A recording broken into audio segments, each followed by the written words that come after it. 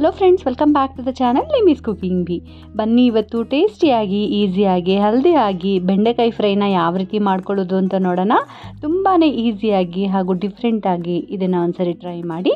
ಬನ್ನಿ ಹೇಗೆ ಮಾಡೋದು ನೋಡೋಣ. ಇಲ್ಲಿ ನಾನು ಅರ್ಧ kg ಆಗೋಷ್ಟು ಬೆಂಡೆಕಾಯಿನ ಚೆನ್ನಾಗಿ ವಾಶ್ ಮಾಡಿ ಈ ರೀತಿ ಯಾವುದಾದ್ರೂ ಟಿಶ್ಯೂ ಅಥವಾ ಯಾವುದಾದ್ರೂ ಬಟ್ಟೆಯಿಂದ ಈ ರೀತಿ ಚೆನ್ನಾಗಿ ವೈಪ್ ಮಾಡಿ ಸಪ್ರೇಟಾಗಿ ಇಟ್ಕೊಳ್ಳಿ. ನಿಮ್ಗೆ ಎಷ್ಟು ಸೈಜ್ ಬೇಕೋ ಅಷ್ಟು ಸೈಜ್ ಕಟ್ ಮಾಡ್ಕೊಳ್ಳಿ. ಸೊ ಇಲ್ಲಿ ನಾನು ಒಂದು ಬಾಣಲಿಗೆ ಎಣ್ಣೆ ಹಾಕ್ಕೊತಿದ್ದೀನಿ. 1-2 ಟೇಬಲ್ ಸ್ಪೂನ್ ಆಗೋಷ್ಟು ಎಣ್ಣೆ ಹಾಕ್ಕೊತಿದ್ದೀನಿ. ಇದಕ್ಕೆ ಇಲ್ಲಿ ತೋರಿಸ್ತೀನಲ್ಲ ಎಲ್ಲ ಇಂಗ್ರೀಡಿಯೆಂಟ್ಸ್ನ ಹಾಕ್ಕೊಳ್ಳಿ.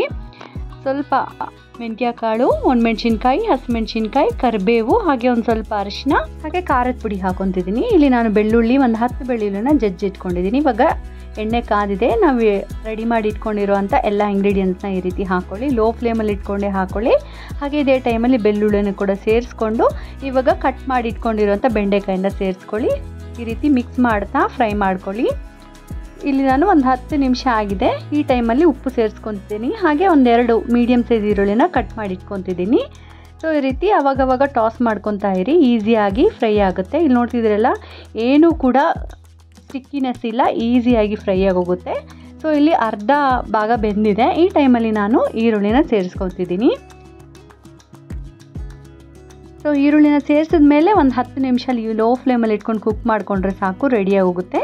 ಇವಾಗ ಮತ್ತೊಂದು ಸರಿ ನೀವೇನಾದರೂ ಸಾಲ್ಟ್ ಅಥವಾ ಖಾರ ಕಮ್ಮಿ ಇದ್ದರೆ ಈ ಟೈಮಲ್ಲಿ ನೀವು ಆ್ಯಡ್ ಮಾಡ್ಬೋದು. ಸೊ ನಾನು ಹಾಕಿರುವಂಥ ಎಲ್ಲ ಇಂಗ್ರೀಡಿಯೆಂಟ್ಸ್ ಕೂಡ ಕರೆಕ್ಟಾಗಿದೆ. ಸೊ ಇವಾಗ ಇದನ್ನು ಬಿಸಿ ಬಿಸಿಯಾಗಿ ಚಪಾತಿ ಜೊತೆಗೆ, ರೈಸ್ ಜೊತೆಗೆ ಸರ್ವ್ ಮಾಡ್ಕೊಳ್ಳಿ. ಖಂಡಿತ ಈ ರೀತಿ ಒಂದ್ಸರಿ ಟ್ರೈ ಮಾಡಿ, ತುಂಬಾ ಟೇಸ್ಟಿ ಆಗಿರುತ್ತೆ. ನೋಡಿದ್ರಲ್ಲ, ಈಸಿ ಆಗಿರೋಂಥ ಬೆಂಡಿ ಫ್ರೈನ ನೀವು ಕೂಡ ಒಂದ್ಸರಿ ಟ್ರೈ ಮಾಡಿ ಹೇಗಾಗಿದೆ ಅಂತ ಕಮೆಂಟ್ ಮೂಲಕ ತಿಳಿಸಿ.